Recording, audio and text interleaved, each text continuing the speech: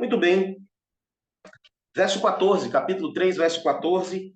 Ao anjo da igreja em Laodiceia escreve: Estas coisas diz o Amém, a testemunha fiel e verdadeira, o princípio da criação de Deus. Conheço as tuas obras, que nem és frio nem quente. Quem dera fosses frio ou quente. Assim, porque és morno e nem és quente nem frio, estou a ponto de vomitar-te da minha boca. Pois dizes: Estou rico e abastado, e não preciso de coisa alguma, e nem sabes que tu és infeliz, sim, miserável, pobre, cego e nu. Aconselho-te que de mim compres ouro refinado pelo fogo, para te enriqueceres, vestiduras brancas para te vestires, a fim de que não seja manifesta a vergonha da tua nudez, e colírio para ungires os olhos, a fim de que vejas. Eu repreendo e disciplino a quantos amo. Sê, pois, zeloso e arrepende-te. Eis que estou à porta e bato. Se alguém ouvir a minha voz e abrir a porta, entrarei em sua casa e cearei com ele e ele comigo. Ao vencedor, dar-lhe-ei sentar-se comigo no meu trono, assim como também eu venci e me sentei com meu Pai em seu trono. Quem tem ouvidos, ouça o que o Espírito diz às igrejas. Esta é a forte mensagem à igreja do Senhor que está em Laodiceia. Laodiceia era uma cidade privilegiada por diversos aspectos. A sua geografia, a sua localização dava a Laodiceia alguns privilégios. Antes de falar sobre estes privilégios, devo dizer a você que, segundo alguns comentaristas aqui que andei pesquisando para a nossa meditação desta manhã, a palavra Laodiceia pode significar povo justo. Daí você já pode imaginar um pouco acerca do sentimento das pessoas dessa cidade e também do sentimento, por consequência, das pessoas desta igreja. Como eu dizia, Laodiceia era uma cidade privilegiada. Privilegiada, primeiro, por sua localização. Ela ficava estrategicamente posicionada no encontro de três estradas muito importantes. Três, portanto, rotas comerciais. Isso levou a cidade a experimentar um grande crescimento. Era uma cidade relativamente grande. O fato de que muitas caravanas comerciais passavam por ali levou a cidade também a desenvolver um sólido e próspero sistema bancário. Era uma cidade rica. Muitos viajantes planejavam, ao passar por ali, trocar as suas cartas de crédito por ouro. Havia grande depósito de ouro nos bancos da cidade. A cidade era tão próspera a ponto de ter a sua própria moeda. Era uma cidade muito rica. A cidade tinha ouro, tinha um próspero sistema bancário, a cidade tinha a sua própria moeda. Dinheiro não era problema para a cidade de Laodiceia. O historiador Tácito, que viveu do ano 55 ao ano 120 depois de Cristo, ele ficou maravilhado com o fato de que, após a cidade ser destruída por um grande terremoto no ano 61, ela foi reconstruída sem auxílio do Império Romano. A cidade rejeitou a oferta de apoio financeiro do Império para ser reconstruída, reconstruindo com seus próprios recursos. Era, portanto, uma cidade muito rica. Laodiceia devia a sua riqueza não apenas ao fato de estar ali naquela confluência de rotas comerciais, mas também às suas terras. Os seus campos eram muito férteis, haviam verdes pastagens ali, onde pastavam ovelhas, cuja lã negra brilhante tinha dado muita fama à cidade. A cidade, além de ser um importante centro bancário financeiro, um lugar de muito ouro, era também uma cidade conhecida por sua indústria têxtil. Ali eram fabricados diversos materiais a partir dessa lã negra brilhante, roupas, tapetes, uma série de artefatos da indústria têxtil eram fabricados ali e vendidos a partir de Laodiceia para todo o Império Romano. Os mercadores que passavam por ali trocavam as suas cartas de crédito por ouro e saíam dali levando apenas não ouro, mas levavam também roupas, tecidos, tapetes, coisas muito valiosas. Outro detalhe também que tornava Laodiceia um lugar muito importante era o fato de que Laodiceia era também um importante centro médico e farmacêutico. Ali haviam especialistas na produção e exportação de um colírio medicinal muito famoso, feito através de um pó conhecido como pó da Frígia. Esse pó da Frígia, misturado com óleo, tinha a reputação de curar diversas doenças dos olhos. A prosperidade financeira e industrial dessa cidade, bem como o seu sucesso, acabaram por encher os cidadãos da cidade de um espírito orgulhoso. Olha, nós somos autossuficientes, nós não precisamos sequer de dinheiro do império, nós somos capazes de lidar com as nossas próprias dificuldades, nós somos capazes de atender às nossas necessidades, seja através do nosso dinheiro, seja através das nossas vestes, da nossa indústria têxtil, seja curando as nossas doenças através do nosso colírio. Nós somos uma cidade autossuficiente. Os cidadãos eram orgulhosos. E esse orgulho, esta autossuficiência, naturalmente acaba por chegar à igreja de Deus naquela cidade. E isso pode ser visto no verso 17, onde é dito desta igreja, onde ela diz de si mesma: estou rico e abastado e de nada tenho falta. Esta era a cidade de Laodiceia, esta era a igreja de Laodiceia. Mas, em contraste com a prosperidade dos seus cidadãos, em contraste com o orgulho da cidade e mesmo da igreja, a igreja em Laodiceia, ela é apresentada em absoluto contraste com tudo isso. A igreja é apresentada como sendo pobre, como sendo cega, como sendo infeliz e como sendo nua. Veja que contraste. Veja a diferença do modo como as pessoas se enxergavam para a realidade de fato que viviam e que experimentavam. Queridos, não é à toa que Laodiceia é usada pelo Espírito de Deus, através de João, para descrever a igreja de Deus nos últimos dias da história da Terra. Sabe, talvez a igreja nunca tenha vivido um momento de tamanha prosperidade. A igreja nunca tenha vivido um momento de tamanha riqueza, de tamanho poderio para pregar o evangelho, de tantos recursos. Sabe, nós nunca tivemos tanto dinheiro, nós nunca tivemos tantos recursos tecnológicos à disposição para a pregação do evangelho. Temos a internet, temos a TV Novo Tempo, Rádio Novo Tempo, temos editoras, escolas, e enfim, temos toda uma estrutura espetacular à disposição para o cumprimento desta comissão, como disse o pastor Danilo agora há pouco, esta comissão que Deus nos deu de salvar as pessoas, de levar o evangelho ao mundo. Nós nunca tivemos tanto conhecimento, nunca tivemos tantos livros, tantos comentários bíblicos, dicionários, nunca tivemos tanta literatura à disposição, tanto conhecimento à disposição. No entanto, talvez a igreja, apesar de toda a riqueza, de todos os recursos à sua disposição, talvez nunca tenhamos vivido um momento tão difícil da igreja ao longo da história. Talvez nunca tenhamos vivido um momento tão desafiador. Talvez nunca tenhamos vivido um momento onde o mundo tem permeado os nossos corações, o nosso coração e, portanto, a igreja, como nos dias de hoje.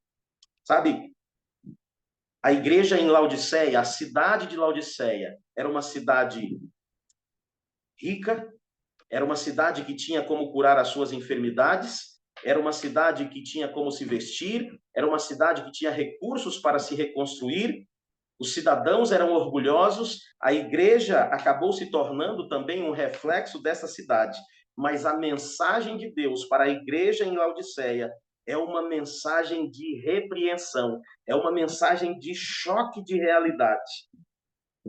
E aí, então, nós vemos no verso 17, Pois dizes, estou rico e abastado, e não preciso de coisa alguma, e nem sabe que és infeliz, sim, miserável, pobre, cego e nu. E agora vem os conselhos, então, vem o conselho de Deus. Eu aconselho que você compre ouro refinado pelo fogo, para enriquecer, apesar dos grandes depósitos de ouro nos bancos da cidade. Vocês são pobres do ouro que verdadeiramente importa. Vocês são pobres daquilo que realmente é importante, por isso eu aconselho que você compre de mim ouro, não um ouro qualquer, mas um ouro refinado pelo fogo, para que você possa ser verdadeiramente enriquecido. Apesar da sua indústria têxtil, apesar dos tecidos finos e caros produzidos na cidade, eu aconselho que você compre vestiduras brancas. E perceba que há um contraste aqui, não apenas quanto a estar vestido ou estar nu, mas há um contraste também quanto às cores, quanto à cor da vestimenta. Enquanto as vestes produzidas pela indústria têxtil em Laodiceia eram, sobretudo, vestes de lã negra, o conselho de Deus à igreja de Laodiceia é para que compre do Senhor, não da indústria têxtil, mas do Senhor, vestes brancas, símbolo de pureza, símbolo de justiça, para se vestir, a fim de que não seja manifesta a vergonha da sua nudez. E apesar de ser uma cidade que produz colírio, que é famosa por curar as enfermidades dos olhos, é dito que esta igreja é uma igreja que está cega e que, portanto, precisa ir a Cristo para adquirir o colírio que de fato abre os olhos para que se possa enxergar de fato aquilo que é necessário. E o que é interessante é que o texto segue dizendo ainda agora no verso 20, aquele texto que todos nós gostamos e podemos citar de cor. Eis que estou à porta e bato. Se alguém ouvir a minha voz e abrir a porta, entrarei em sua casa e cearei com ele e ele comigo. Queridos, todos esses recursos de que a igreja de Laodiceia necessitava, estava à sua disposição. O Senhor estava batendo a porta, apenas aguardando que alguém abrisse para atender às suas necessidades. Mas para isso, era preciso que o povo justo de Laodiceia reconhecesse a sua necessidade, reconhecesse a sua necessidade, a sua pobreza, reconhecesse a sua necessidade de ouro, reconhecesse a sua necessidade de vestes, reconhecesse a sua necessidade de um colírio que de fato pudesse curá-los da cegueira do pecado.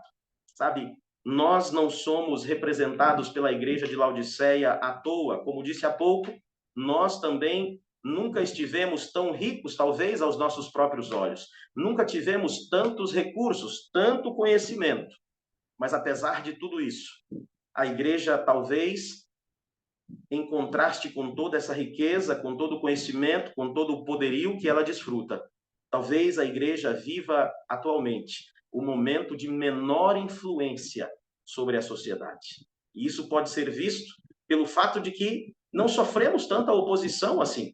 Às vezes pensamos, puxa, por que a igreja não é perseguida? Não somos perseguidos, talvez porque não estejamos sendo relevantes. Não somos perseguidos, talvez porque, assim como a igreja em Laodiceia, estejamos desfrutando das coisas do mundo e tenhamos nos tornado tão semelhantes ao mundo como os cidadãos de Laodiceia, como os irmãos da igreja de Laodiceia se tornaram tão orgulhosos quanto os cidadãos daquela cidade. Queridos, este comportamento dos irmãos em Laodiceia, esta autossuficiência, esse fato de achar que eles eram ricos e abastados e de que nada precisavam, levou-os a se tornarem mornos. E aí o texto diz que conheço as suas obras, diz o verso 15, que nem és frio nem quente. Quem dera fosses frio ou quente, assim porque és morno e nem és quente nem frio, estou a ponto de vomitar-te da minha boca. Comentaristas dizem que esta fala pode ser entendida à luz do fornecimento de água à cidade de Laodiceia. Laodiceia, apesar de rica e próspera, tinha uma dificuldade, tinha um problema quanto ao abastecimento de água. Ela não tinha as suas próprias fontes e a água que abastecia a cidade de Laodiceia descia pelas montanhas desde Hierápolis, que era um lugar conhecido por suas fontes de águas termais. As águas brotavam ali quentes, e elas então desciam através de um sistema de encanamentos ali, de tubos, para a cidade de Laodiceia, descia pela montanha, e quando chegava em Laodiceia, não era mais uma água quente, não era uma água fria, mas era uma água morna. Eu não sei se você já tomou água morna, mas se você já tomou água morna, você sabe exatamente do que estamos falando aqui. A água morna é muito legal para tomar banho num dia frio, mas para matar a sede de alguém. A água morna provoca náusea, provoca vômitos. E uma igreja que acha que é rica, abastada, que pensa que nada tem falta, uma igreja autossuficiente, uma igreja que, apesar de dispor de todos os recursos, de todo o conhecimento, apesar de dispor de tudo aquilo que é preciso para pregar o evangelho, não reconhece a sua real necessidade, que é a necessidade de abrir a porta do coração para que Cristo possa entrar e reinar na sua vida. Esta é uma igreja que nem é quente e nem é fria. É uma igreja morna. E uma igreja morna, queridos, não pode cumprir o seu papel. Naturalmente, uma igreja fria também não pode cumprir o seu papel. Mas uma igreja fria talvez cause menos prejuízo do que uma igreja morna. Uma igreja morna é aquela igreja que professa o nome de Jesus, que anda com a Bíblia debaixo do braço, mas que a sua vida não está em harmonia com o sermão que ela prega. E uma igreja morna será, então, vomitada da boca do próprio Deus. Queridos, a igreja de Laodiceia é usada para representar a igreja dos últimos dias. Mas essa profecia não precisa se cumprir na minha e na sua vida. Eu e você não precisamos ser mornos. Eu e você podemos ser quentes pelo fogo do Espírito, se tão somente a gente ouvir as batidas na porta do nosso coração e abrirmos a porta, permitirmos que o Senhor entre e desenvolvamos intimidade com o Senhor. O texto fala de cear. No Oriente Médio, e mesmo hoje, nos nossos dias, a refeição, almoçar com alguém, compartilhar uma refeição com alguém, é algo que denota intimidade. É isso que precisamos ter, intimidade com Deus. Se abrirmos a porta do coração, permitirmos que o Senhor entre, desfrutarmos de intimidade com Deus, nós então receberemos o ouro puro. Nós então seremos vestidos com vestiduras brancas e teremos a nossa nudez, a nossa injustiça coberta pela justiça de Cristo. E teremos, por fim, a nossa cegueira curada pelo próprio Deus. Você deve se lembrar de que Paulo, quando visitado por Ananias, Ananias ora com a mão ali, impõe as mãos sobre Saulo e caem dos seus olhos como escamas. O pecado tem nos cegado. Muitas vezes o pecado do orgulho e da autossuficiência. E o meu convite a você nesta manhã é: abra as portas do seu coração. Deixe que o Senhor Jesus entre e faça morada. Deixe que ele habite, reine no seu coração. Desenvolva intimidade com o Senhor e receba do Senhor a riqueza, as vestes e o remédio que verdadeiramente importa. E se fizermos isto, seremos então vencedores. E ao vencedor, diz o verso 21, a mensagem do Senhor é: ao vencedor dar-lhe-ei sentar-se comigo no meu trono, assim como também eu venci e me sentei com meu Pai no seu trono. Quem tem ouvidos, ouça o que o Espírito diz às igrejas. Esta é a mensagem do Espírito de Deus a você nesta manhã.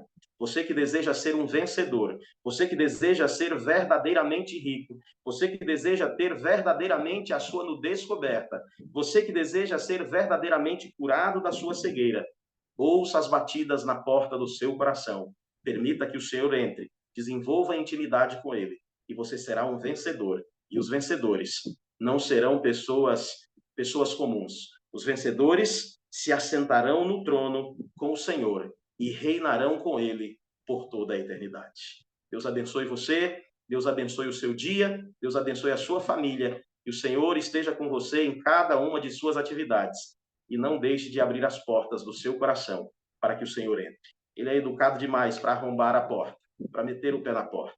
É preciso que você ouça e abra. Assim, ele entrará e então você terá a oportunidade de desenvolver intimidade com ele. E repito, desenvolvendo intimidade com ele, você terá o ouro que realmente vale a pena, não o ouro dos tolos. Você terá as vestes que podem cobrir a sua nudez e você terá o colírio de fato, poderá curar da sua cegueira. Deus abençoe mais uma vez. Eu convido você a fechar os seus olhos. Nós vamos finalizar esta mensagem com uma oração. Querido Deus, graças damos ao Senhor pela mensagem da tua palavra. Graças damos ao Senhor, porque o Senhor, como diz aqui no texto que lemos, repreende não a qualquer um, mas repreende aqueles a quem o Senhor ama. E nós agradecemos ao Senhor pelas repreensões da tua palavra. Querido Deus, temos vivido dias de prosperidade. Individualmente, mesmo como igreja, temos vivido dias de grande prosperidade. Mas temos vivido dias absolutamente desafiadores também. Querido Deus, a influência do mundo, o orgulho, o pecado, todas as coisas que o mundo tem a nos oferecer, tem achado lugar em nosso coração. E muitas vezes, como membros da tua igreja, infelizmente, às vezes temos nos parecido muito mais com os cidadãos deste mundo do que com os cidadãos do reino dos céus. Nós pedimos que o Senhor tenha misericórdia de nós. Pedimos que o Senhor nos perdoe os pecados. Pedimos ao Senhor que, por favor, Pai, nos cubra com teu manto de justiça. Cubra a vergonha da nossa nudez. Cure, Senhor, a enfermidade dos nossos olhos, para que possamos enxergar aquilo que verdadeiramente deve ser visto.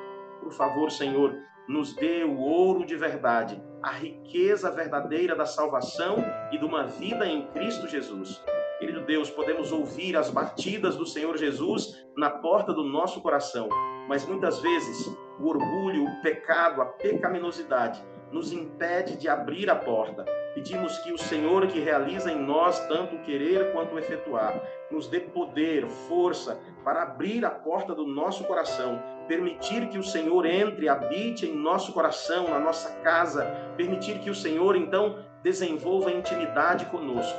Senhor, queremos ser vitoriosos, queremos assentar com o Senhor Jesus no seu trono, queremos reinar com Cristo por toda a eternidade. Mas para isso, precisamos de uma transformação completa. Não queremos ser frios, não queremos ser mornos, queremos ser quentes, cheios do fogo do Espírito Santo. Derrame sobre nós, ó Pai, a chuva serôdia. Derrame sobre nós o poder do Espírito para vivermos como verdadeiros cristãos, como verdadeiros representantes do reino dos céus. Nos abençoe, ó Deus, nas atividades deste dia. Alguns, ao sair daqui, irão para o trabalho, outros para a escola, outros para a faculdade. Alguns irão cuidar das suas atividades domésticas, mas nós pedimos que aonde quer que estejamos, o que quer que estejamos fazendo, tenhamos a tua companhia. Nós oramos agradecidos por tudo e o fazemos em nome do Senhor Jesus. Amém, Senhor. Amém.